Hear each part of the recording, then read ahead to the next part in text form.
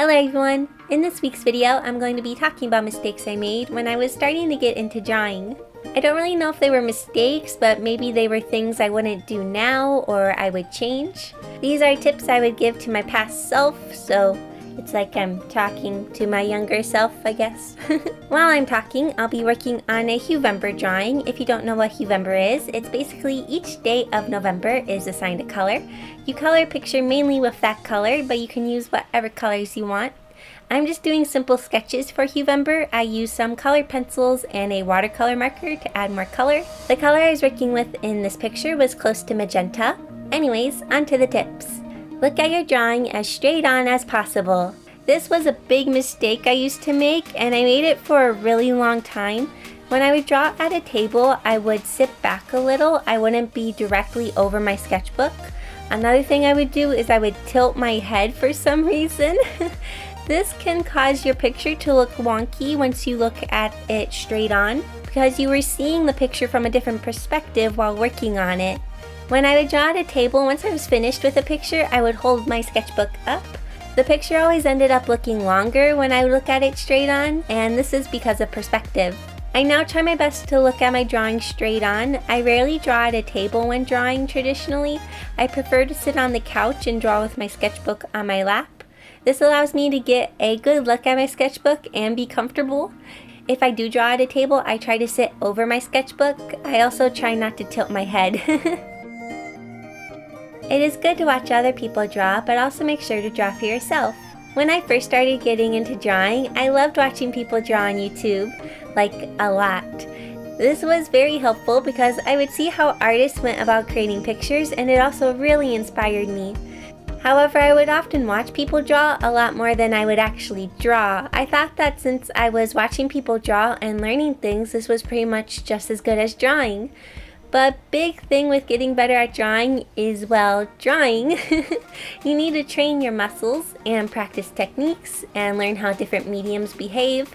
So while watching people draw is very helpful, also make sure to actually draw. Don't blame mistakes on it being your style. I was very guilty of this one, especially when I was young. If someone pointed out something that looked weird, I would say that's because that's my style. Which I guess it kind of was, since they were often mistakes I'd make consistently. However, instead of trying to work on changing those mistakes, I would almost just accept them, I guess. I don't think you should listen to mean, unconstructive criticism, like someone just saying your art is awful, you should stop drawing. But if someone is trying to be nice and give advice, maybe try to listen and see if that feedback is true, and if you do need to work on what they pointed out. A lot of times I won't notice things that look a little off in my art, but then when someone points it out, I start to notice it. People's feedback has helped me a lot and has helped me improve. However, it can be hard to hear sometimes. New fancy art supplies won't make you instantly better. When I was young, I was obsessed with what art supplies artists would use. What pencil did they use? What paper are they using? What eraser? Also, yes, I do think what supplies you use can affect the art. Like if I colored a picture with Crayola markers, it would look pretty different than if I used Copic markers.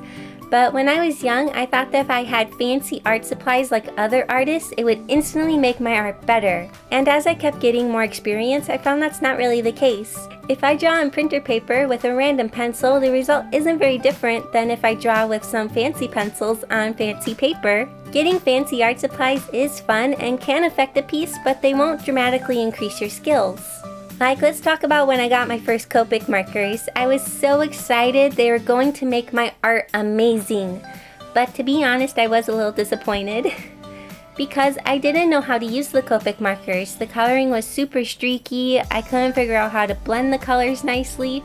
Just like any other art medium, I had to learn how to use them. Don't put pressure on yourself to make something amazing. I still sometimes do this one. But I now notice when I'm doing it and I try to make myself stop. Sometimes I get in this mood where I want to make my next amazing piece. I want this picture to be stunning and to be the best thing I ever created. But when I get in this mood, I often end up not being able to draw because I start to criticize everything. I think too much and I won't let the picture go through an ugly phase. I start to get frustrated. I put too much pressure on myself to make it the best picture ever. When I'm in this mood, I step back and don't draw. When I draw, I try not to go in with expectations. Whatever happens, happens. I need to let the picture be ugly. I need to allow myself to follow my instincts and not overthink things. When I go into a drawing wanting to make it the best picture ever, I'm putting unnecessary pressure on myself, and I try my best not to do that. There's no magic secret that will make you draw like a pro instantly. When I first started drawing when I was 14, I was on the hunt for something that would make me amazing at drawing quickly. I thought there must be something I'm not doing right. These amazing artists must know something that made them get so good. I would look online but never really found anything. And this is because improving at drawing is a process. There's no secret trick to instantly draw like a pro. It's okay if you draw slow. Speed comes with time. For some reason when I was young, I would often feel bad if something took me a long time to draw. I would sometimes try to draw fast, even if it would make the drawing worse. I didn't understand why artists online could draw an eye super fast, but it would take me forever. Since other artists could draw things so fast, I felt bad that I was super slow. But the reason those artists could draw eyes so fast is because they had probably drawn hundreds and hundreds of eyes, whereas I had drawn way less. Speed comes with time and practice. You'll draw something so much that it kind of becomes second nature. I would tell my younger self to take my time and don't rush pictures just to say I did it faster. Keep a sketchbook. When I was younger, in my sketchbooks, I never drew in them in order. I would always jump around from one page to another. If I was planning to actually draw a picture, I would rip out a piece of paper instead of keeping it in the sketchbook. I would have tons of blank pages with one little doodle on them, and once I felt like I didn't need the sketchbook anymore, I would take out the stuff I liked and throw away the rest. I'm not really sure why I would do this. I didn't start working on sketchbooks from start to finish until I started YouTube, so I was like 17. Looking back, I wish I would have used sketchbooks like I use them now. It's okay for your drawing to look like a drawing. This one may seem strange. When I was younger, I always wanted my drawings to not have texture or look like drawings. Like when coloring with colored pencils, I always hated the texture they would give. If I was working with watercolors, I didn't like the watercolor texture. It's like I wanted everything to be smooth and digital. I don't know.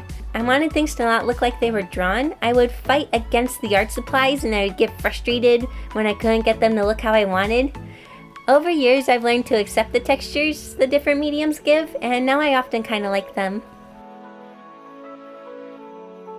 You don't have to learn how to draw everything at once. I'm not sure if many people struggle with this, but when I started drawing, I felt like I had to learn how to draw everything, and I would get really overwhelmed. Like, what if someday I had to draw a picture that included a lawnmower? I thought I wouldn't be able to draw a picture of a lawnmower because I had never drawn one. I didn't think of my art skills as transferable when drawing different subjects. Like, I thought if I only practiced drawing a cat, then if I tried to draw a different animal, it would look something like this. I didn't understand that my overall level of drawing was increasing. So if I really wanted to draw a lawnmower, I probably could if I looked at some references, even though I've never drawn one before. It is good to practice drawing many different things. However, don't overwhelm yourself by feeling like you have to become a master at drawing every object and living thing in existence. So those are the tips I have for my younger self, and I hope that maybe they are helpful to you. Also, I'm pretty happy with how this Huevember drawing turned out. I feel like it turned out kind of cute. I really like the color, and I really like her hat. Before I end this video, I want to say thank you so much to my patrons, including Rachel, Andrew, Bonnie, Cash Money Matt, Julie, not from Academy of Games, Robert, Tamalam, Pisatera, Anne, Magic Gamer Dad, Eduardo, AJ, Boren, Narichan, Daniel, Aaron, and Patrick. Thank you so much for being a patron and for your support. Well, thank you all so much for watching this video. I hope you enjoyed it and that it was helpful. And I'll see you all next week in my next video. Bye!